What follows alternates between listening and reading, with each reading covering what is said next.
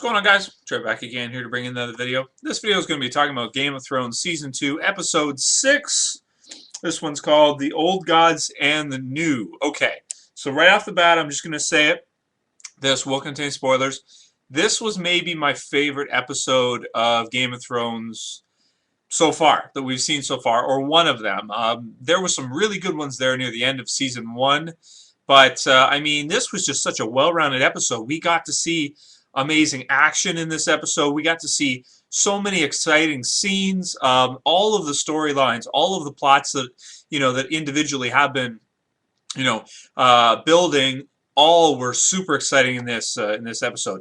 Let's kick it off from the start of the episode. Right off the bat, we get to see Theon, Prince Greyjoy, so to speak, take Winterfeld, which was just like such like mixed emotions in that scene, and just that whole situation. It's really mixed, On one hand, you're like, you want to give Theon your unconditional disregard and just the benefit of the doubt, given that he's just in a bad situation. He's a good person, but not now. Not now. Like not after he's done this and beheads Sir Roderick. And man, this scene was so dark. Like the way Theon did it too. He did it himself, but he didn't have like a big claymore. He had like just a regular sword, not like a huge broadsword. It wasn't really that weighted. So when he came down on it, he had to like bring it back up and come back down. And oh man, he's just like, he's an interesting character. He's a character that I think, and here's an interesting thing too, is at the beginning of the show in Season 1, when you were watching the show, did the actor seem that physically ugly to you? Think about it. Think about it. When you were watching the first season and you were watching Theon, and he was one of the good guys. Did he visually look ugly to you? Because to me, I always thought like, he's kind of, he's kind of a really like skinny, geeky looking guy with messed up teeth and stuff. He's kind of ugly. But now that he's a bad guy, and you look at him, you're like, oh, he's just so ugly, It kind of, for some reason, and it kind of psychologically made me think for a second, like, how you view someone can really have an effect on how you assess them, physically. Like if someone's really nice to you but they're ugly, you're in your mind too, like even just subconsciously, you won't really think of them in that way. But if someone's a real asshole to you, it doesn't matter what they look like, they're going to be ugly to you, And he's one of those examples like where just now that he's a bad guy, like he's a good guy turned bad guy, and gotta be one of the most hated characters for me in the show so far, because he was, see, with Prince Joffrey, we always knew that he was he was a dick, and he was just messed up, man, just really messed up type person. But Theon was good, and then he turns. So, it's, oh man, I hate Theon so much. I don't know who I hate more, Joffrey or Theon. I think I probably still hate Joffrey more, but I think I have to put Theon at number 2 for maybe my most hated list of Game of Thrones. I got to do a list and a video talking about that, but definitely now that Theon's done all the things he has, he's got to be at number 2. So that was the first scene. That was right off the bat. I was like, holy shit, that was so exciting. And then we get to see Jon Snow. So I've been asking for it forever. Finally, we get to see something happen with, the Night's Watch. So they find the wildlings. They go after them. And Jon Snow, being that he's kind of a newbie, he's kind of inexperienced and relatively, he hasn't been around for, hasn't been in battle, hasn't been at war at all yet, having trouble because, it's the wildling, basically they jump the wildlings and, they kill all the rest, but then the one ends up being a girl. And so the guy just kind of leaves it for Jon. And, I kind of thought about that after. It's like, why did he leave her for Jon? Was he meaning to give it like a gift to Jon? Like, go ahead and do what you want with her and then kill her or something? I don't know, man. Like that was just really, really an interesting scene. And like I said, something finally really interesting is happening. The stuff with Craster was interesting too, I thought. But this is really interesting because what's going to happen now? He was supposed to just do it. Like he was supposed to just do it and kill this wildling. And now, he's in this situation and he can't do it. Man, he just. I mean, that's harsh. No matter what, even if you're at war or whatever. That's kind of harsh to have to do that, It kind of shows that nobody's really a good guy or bad guy when it comes to war, because all the rules are off. And it's war, it's war. You have to do whatever you have to do to win. you have to be committed to that and be willing to, you know, your ethics out the window, everything goes out the window, and just focus on winning, you know. So I don't know, man. I don't know what's going to happen with Jon at this point, what he's going to do. I thought that was just the whole scene with the wildling and you know, and him, just super exciting stuff to me anyway. Super exciting, like just like what is he going to do? You know, is he going to do it? That, you know, and the ethical questions that come along with that, his morals and stuff, because he's a good person, and but he's told to do this, and man, really interesting stuff. So I loved everything with Jon Snow north of the Wall. And there was no Sam. Yes. So I love that. You know, don't have to see him. So that was cool. Then we check over to Tywin just being pissed off that one of his guys, I forget what he said his name was, made a mistake and sent the letter to the wrong house or whatever, and the house that he sent it to had allegiance with the Starks. So he's lucky Tywin didn't just kill him or whatever. Arya, of course, in the way, you know. That was super exciting. That whole situation with Arya being in the midst of you know, Tywin in the the jaws of the you know, the lion, and just everything that was going on with that. Peter Balish coming, and you know, you kind of think like with Peter, did he notice it was her? I don't know, man. It kind of looked like he did. You know, it kind of looked like he did notice that it's her, but because again, Peter's so smart, he realizes knowledge is power, so he doesn't want to give up that power. You know, he realizes that him knowing that is valuable, and for him to just tell Tywin, hey, that's you've got an interesting cupbearer here. It's Arya Stark. What the hell are you doing? You know, this kind of thing. It didn't seem like he said it, or did he leave it on the note? I can't remember. She stole the note, but I didn't get to see what the note actually said. So anybody who actually saw, you know, what the note said and exactly what it was about, please write in the comments, because I'm interested to find out too. It was just flashed. I didn't have enough time. You know, I make notes while I watch the episodes and shit, and I just didn't get a chance to quite see what it was that he wrote. If Peter was telling Tywin that's Arya Stark, I mean, you know, I don't know. I thought it was more like a message to Robb Stark, like war plans or something, or you know, something like that, you know, some kind of information. So he was basically Peter Balish was giving, or you know, taking Tywin up to speed on everything that's going on with Renly and the sorcery that they use, and all that kind of stuff. So that was really exciting and interesting with Arya there. You know, is she going to get caught? Is she not? Very interesting. Yeah, so finally some action at the Night's Watch with everything that happened with Jon. And with Karen, I think his name is Corin. So that guy's really cool. I like that character a lot. You know, Corin. He just seems like that, like, you know, that old experienced guy that, you know, is a tough ass mofo, doesn't mess around, and you know, really wants to, you know, survive and do the best he can. And you got to respect a guy like that. You know, he commands respect. He really does, as like a ranger. You know. So yeah, Jon having trouble killing the wildling girl. Already talked about that.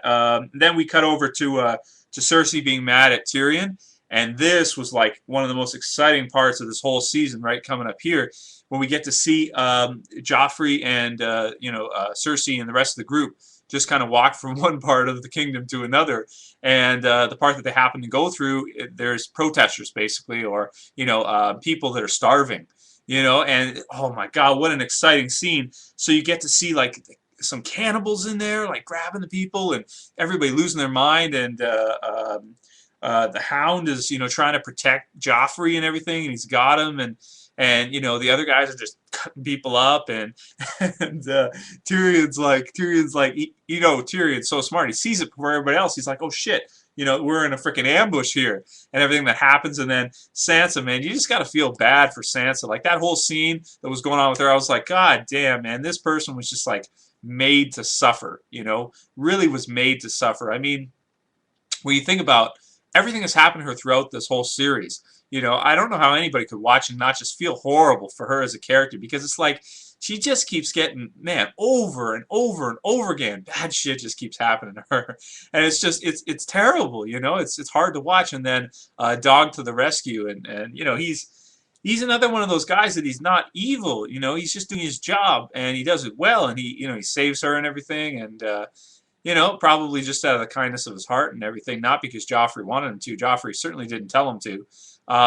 So he just, you know, pretty much saves her of his own accord, which was really cool. I mean, him to the rescue. You wouldn't think of him to the rescue, you know. He's just, I don't know, you just wouldn't think of it. But yeah, that was a really cool scene. I really liked that a lot. But my favorite part, maybe my favorite part of all of Game of Thrones, is when Tyrion just pimp slaps the shit out of Joffrey. I have to watch it again. I think it was an open hand. Like, I don't think it was a backhand, like, you know, pimp backhand. No, it was like an open hand, like bah, right on the face. It was awesome. I loved that, man. When he did that, I was out of my seat, man. I jumped up. I was like, that's awesome. I just love that. I love to see that stuff. That was so cool, man. Tyrion got to be one of my favorite characters in the show, if not my favorite. That was just great. So really exciting to see what's going to continue to happen with Joffrey and the people, and losing, you know, the faith of the people. People are starving. People need food, and you know, you take that away from them, you're basically sentencing them to death. So yeah, man, really, really just crazy, exciting stuff, and can't wait to see what will happen with all that. Joffrey's just like, kill them all, you know. Of course he's going to say that, and they just lose their damn minds. So yeah, Dog is the man in that scene. Tyrion pimp smack. I loved it. I got to take that. I'll take that scene from that episode and upload it on YouTube just on repeat, like 10 times. You know, just repeat, repeat, repeat. Just, poof, poof. That would be great. That'd make a great GIF, wouldn't it? Great GIF. Just him pimp smacking Joffrey, man. Awesome stuff. Okay, so then we get to cut back over to Daenerys. So this was an episode that I loved everything that happened with Daenerys in this episode. Like, you know, she's just so ridiculous. Like, what does she expect to do? She has almost no men. Okay, she has no power, right? She has nothing but her looks to go forward with, and a couple of dragons, which now she doesn't have those because they were stolen. Which you knew that was kind of gonna happen. And she's talking like she wants to take over the Seven Kingdoms, and she has nothing. She has no army. She just has 3 dragons. Well, I know that dragons obviously are a force to be reckoned with, but you're still not going to be 3 dragons versus 20,000 men.